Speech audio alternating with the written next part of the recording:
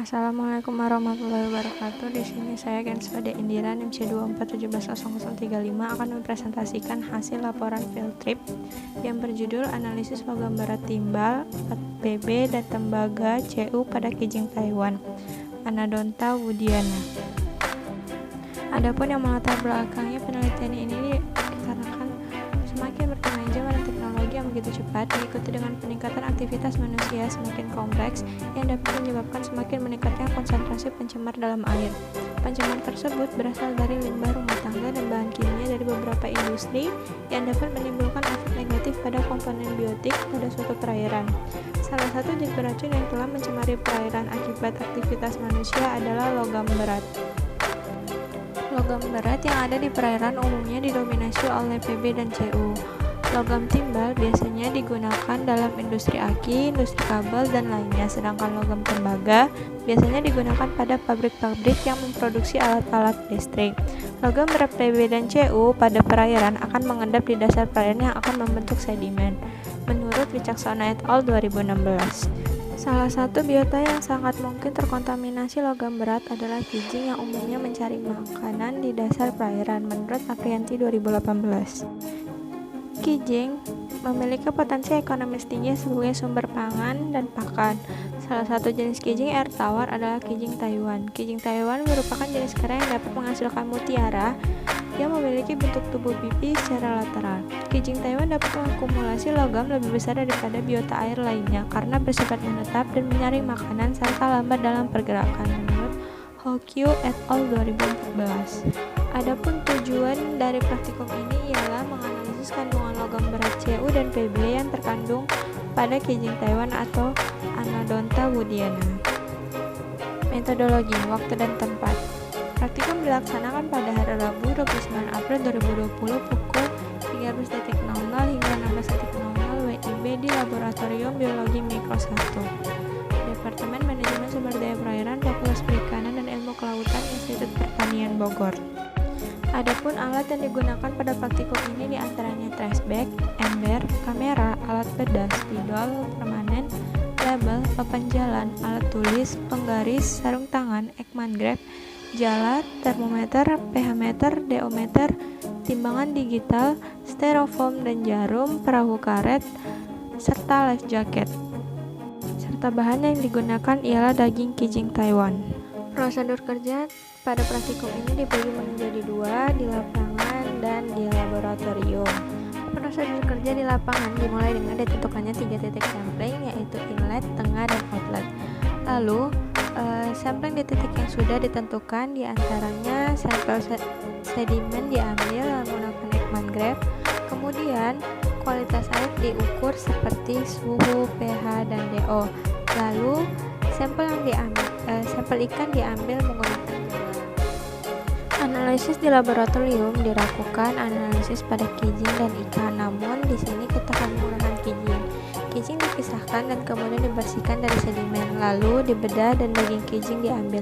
Daging kijing disimpan untuk dilakukan analisis kandungan logam berat dengan menggunakan AAS.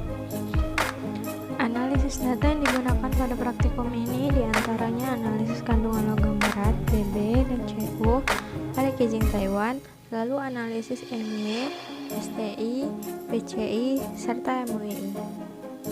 Berdasarkan tabel 1, dapat disimpulkan bahwa kandungan PB pada kijing Taiwan di situ LSI adalah min 3,217 mg per liter dan di situ gede adalah 1,6087 mg per liter. Nilai tersebut dapat menggambarkan bahwa kandungan PB pada kijing telah melebihi baku mutu PB di perairan. Menurut Amansyah dan Syarif, nyatakan bahwa kandungan PB di perairan yang diperbolehkan sebesar 0,008 mg per liter. Apabila mengkonsumsi kijing Taiwan yang mengandung kadar PB tinggi dan melebihi batas maksimal, dapat menyebabkan gangguan kesehatan seperti keracunan. Berdasarkan hasil yang diperoleh, kandungan CU yang terdapat di situ LSI sebesar 4,1907 mg per liter dan di situ gede sebesar 3,4483 mg per liter. Hasil tersebut menggambarkan bahwa kandungan CU di perairan telah melebihi baku mutu. baku mutu Cu sama dengan baku mutu Pb, yaitu 0,008 mg per liter. Tingginya Cu di perairan dapat disebabkan oleh aktivitas manusia, terutama kegiatan dalam pembuatan cat dan elektronik yang terbawa masuk ke dalam perairan. Kadar Cu yang masuk ke dalam tubuh dalam jumlah besar dapat menyebabkan gangguan kesehatan, kerusakan pada otak, dan dapat menyebabkan kematian, menurut Susana dan Supriyanto 2007. MY atau Meat Yield merupakan alat ukur yang dapat digunakan untuk mengetahui kondisi elektrofisiologis spesies Bivalvia ataupun moluska. Nilai MY pada kijing Taiwan di situ gede lebih besar dibandingkan nilai MY di situ LSI atau perikanan. Hal tersebut menggambarkan bahwa kijing Taiwan di situ gede lebih montok dibandingkan dengan kijing Taiwan di situ LSI. Nilai MY dapat dipengaruhi oleh endogen dan faktor lingkungan organisme tersebut seperti suhu, pH, DO, dan ketersediaan makanan, menurut Prihatin 2013. Nilai BCI atau Body Condition Index menggambarkan tingkat kesehatan suatu organisme di perairan. Nilai BCI pada kijing Taiwan di situ gede lebih besar dibandingkan nilai BCI pada kijing Taiwan di situ LSI atau perikanan. Menurut Albert et al. Menyatakan bahwa nilai BCI menggambarkan kondisi tubuh dari biota yang berkhusus pada keadaan energinya. Biota dalam kondisi baik memiliki lebih banyak energi cadangan daripada biota dalam kondisi buruk. STI atau Soft Tissues Index menggambarkan pada situ gede lebih besar dibandingkan kijing Taiwan di situ LSI atau perikanan, sehingga hal tersebut dapat menunjukkan masukan bahan pencemar di situ gede lebih banyak dibandingkan di situ LSI. STI menggambarkan tingkat pencemar di suatu lingkungan perairan.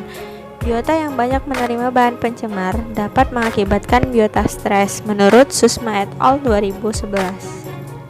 Berdasarkan tabel 3, batas maksimum konsumsi logam berat, timbal, dan tembaga pada bobot tubuh rata-rata orang dewasa 60 kg berkisar antara 1,25 mg per minggu dan 1,75 mg per minggu. Berdasarkan tabel 4, bahwa batas maksimum konsumsi logam berat, timbal, dan tembaga pada bobot tubuh rata-rata anak-anak 15 kg berkisar antara 0,75 mg per minggu dan 52,5 mg per minggu. Apabila logam berat yang masuk pada tubuh manusia dengan berat 60 kg dan 15 kg melebihi nilai MWI, maka logam akan bersifat toksik di dalam tubuh, sehingga ketika logam berakumulasi dapat menyebabkan gangguan kesehatan, seperti pada gangguan ginjal, gangguan pada sistem reproduksi, dan gangguan sintesis hemoglobin darah manusia, menurut Mansyah dan Syarif 2015. Kesimpulan pada praktikum ini ialah kandungan logam berat, Bb dan Cu pada kijing Taiwan telah melebihi baku mutu yang diperbolehkan konsumsi. Kijing Taiwan yang hidup di situ gede dan situ LSI atau perikanan tidak layak untuk dikonsumsi. Adapun saran, yaitu perlu dilakukannya penelitian dan pengkajian yang lebih lanjut terhadap biota lainnya untuk menguatkan data kandungan logam berat yang terdapat pada situ. Berikut daftar pustaka yang saya gunakan. Mungkin cukup sekian presentasi dari saya. Apabila ada kesalahan mohon dimaafkan. Wassalamualaikum warahmatullahi wabarakatuh.